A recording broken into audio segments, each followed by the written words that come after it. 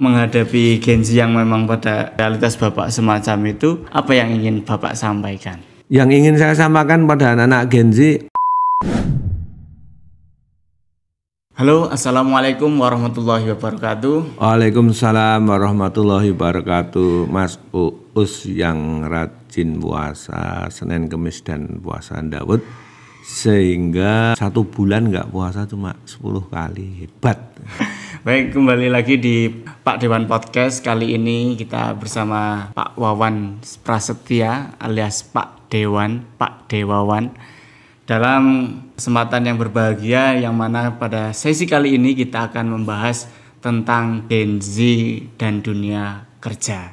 Ya, sebagaimana yang sebelumnya kita pernah ngobrol bersama beliau. Beliau ini adalah seorang penggiat pertanian, beliau adalah seorang pecinta pisang, dan selain itu beliau juga seorang pengusaha yang bukan kaleng-kaleng. Perusahaan-perusahaannya beliau itu sudah dimulai sejak beliau masih SMA, sebagaimana yang sebelumnya kita lihat di video sebelumnya. Teman-teman bisa mampir di podcast sebelum ini untuk kiranya ingin mengetahui bagaimana latar belakang dari Pak Wawan Prasetya ini. Oke. Dan sekarang kita akan membahas tentang Gen Z. Dan sebagaimana kita tahu kalau sekarang itu Gen Z sedang memasuki usia produktif. Jadi banyak tenaga-tenaga kerja yang mulai dari kalangan generasi yang lahir setelah tahun 1997 hingga 2010. Mungkin sebelum kita panjang lebar dulu, mungkin kita bisa tanya ke Pak Dewan, kira-kira menurut Pak Dewan Gen Z itu seperti apa? Jadi anak-anaknya itu kayak gimana gitu menurut Pak Dewan? Menurut saya itu anak-anak Gen Z itu yang sekarang senangannya nyekeli HP terus itu ya. Tapi mungkin ini tidak berlaku pada semua anak Gen Z ya. Tapi yang ada di lingkungan saya itu saya kasih HP kantor, tidak pakai HP-nya sendiri di saat jam kerja. Tapi itu sulit kayaknya nggak jadi karepe ya. Karena mau saya itu mereka di saat kerja jangan buka HP, cuma pakai HP kantor. Nanti kalau istirahat, tapi itu nggak jadi karepe. Maunya ya tetap HP di sandingnya. Katanya itu nggak mengganggu kerja. Padahal menurutku ya itu tetap mengganggu, sangat mengganggu ya. Mereka tidak bisa fokus. Nah, yang saya pahami itu anak-anak sekarang, tapi mungkin ini tidak berlaku pada semua ya. Tetapi yang saya hadapi itu anak-anak itu kok mudah menyerah ya. Gitu. Jadi Gen Z di lingkungan sekitar Bapak itu ya terlihat orang-orangnya mudah menyerah gitu nih Pak? Ya, jadi umpama diberi tugas itu, wah ini sulit Pak, gitu. Jawaban yang pertama itu biasanya, wah ini sulit Pak.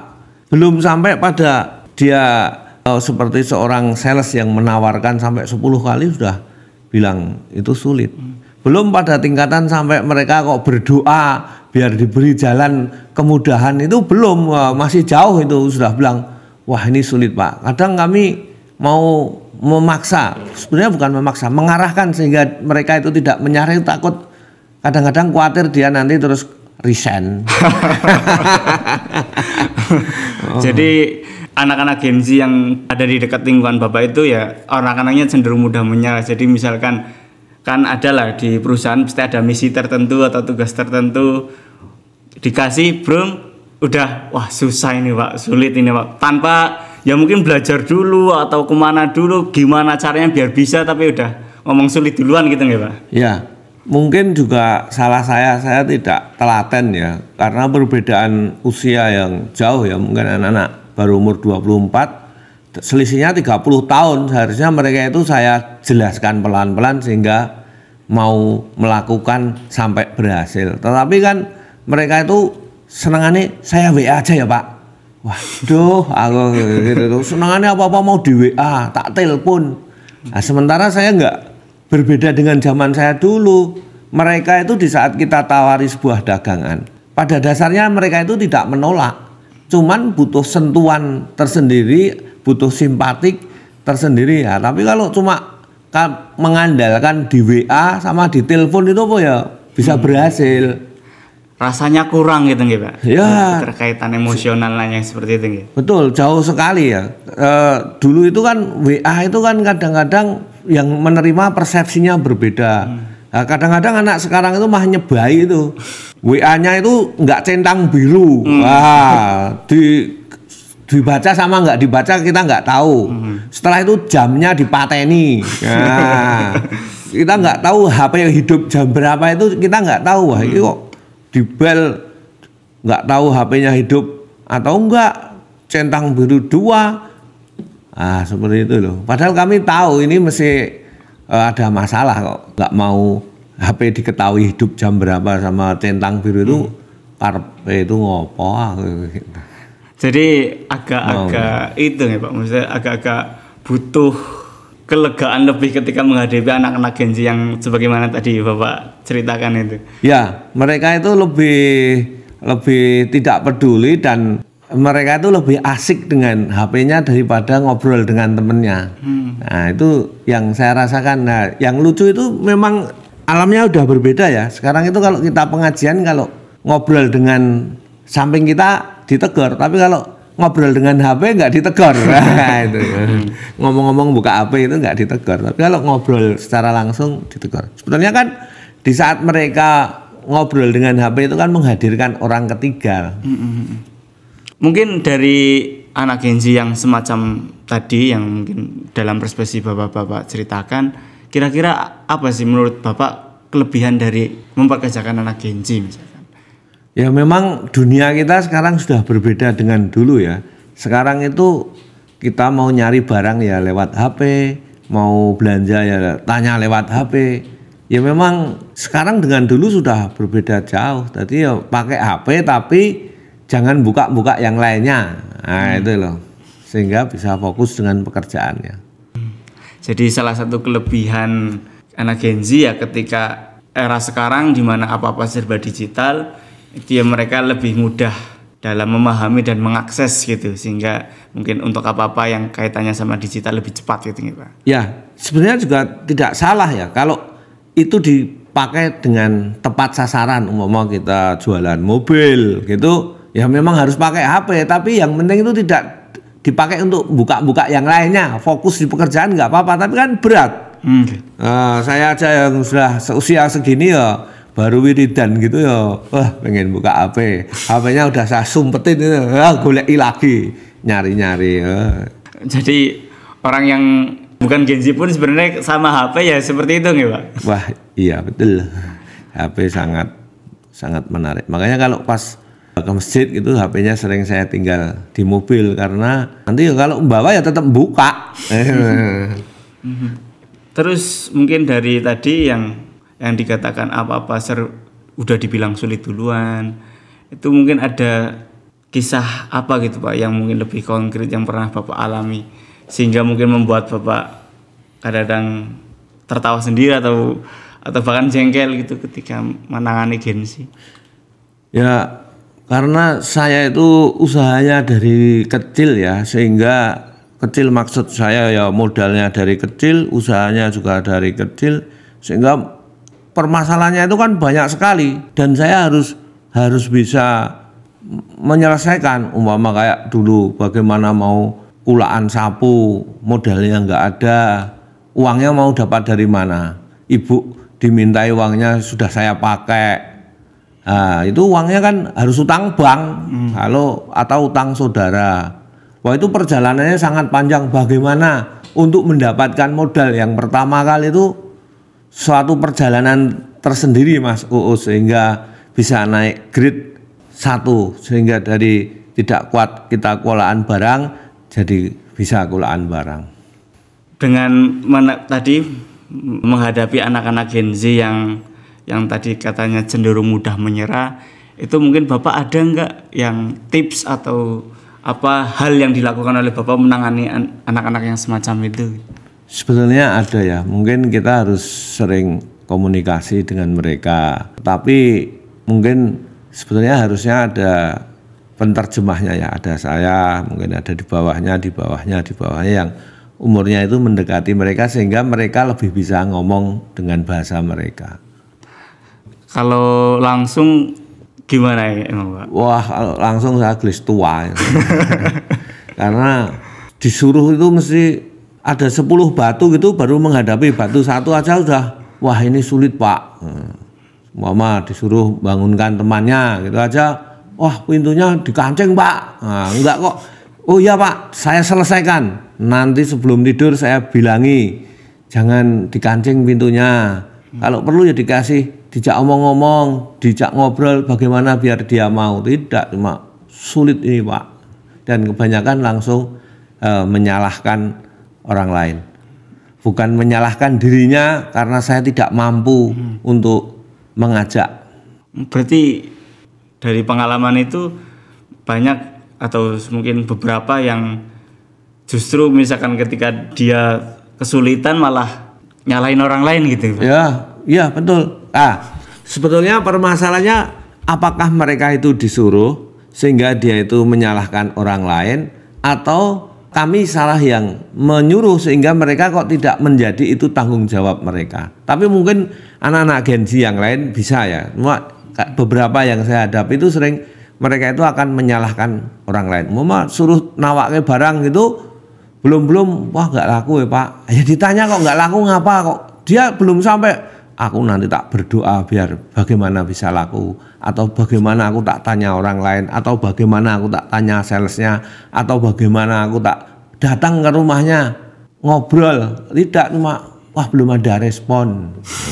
Selesai gitu aja. Selesai begitu saja. Makanya terus saya suruh nyatet apa yang belum berhasil apa saja, nanti terus dikelompok sehingga banyak sekali. Dan ya konsekuensi dengan mempekerjakan Gen Z yang mungkin mudah menyerah itu malah menjadikan banyak pekerjaan baru yang sehingga harus ditumpuk-tumpuk, ditata-tata gitu ya Pak? Ya tidak semua, ada juga anak Gen Z yang pinter itu juga ada, yang peka juga ada. Cuma beberapa itu sering belum, wah ini nggak bisa, ini sulit, ini bukan pekerjaan saya, seperti itu.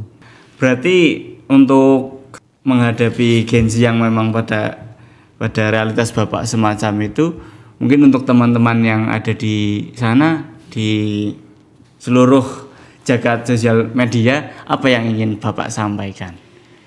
Yang ingin saya sampaikan pada anak-anak Gen Z, oke, kamu buka HP, tetapi yang tepat sasaran dan dibatasi waktunya, dan tidak membenarkan apa yang dibuka. Jadi buka cerita ini, ini penting nih. Nah, padahal itu nggak ada kaitannya dengan pekerjaan, sehingga mereka tidak fokus. Berarti secara sederhananya itu Gen Z ya menurut Bapak itu adalah generasi yang istilahnya sangat melekat dengan gadget, terus generasi yang cenderung lebih mudah menyerah gitu-gitu.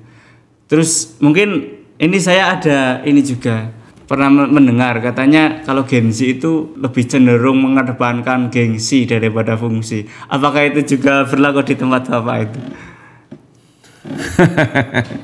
Mungkin pendapat saya ini tidak benar ya. Tadi anak-anak mungkin suka beli HP yang mahal-mahal padahal gaya.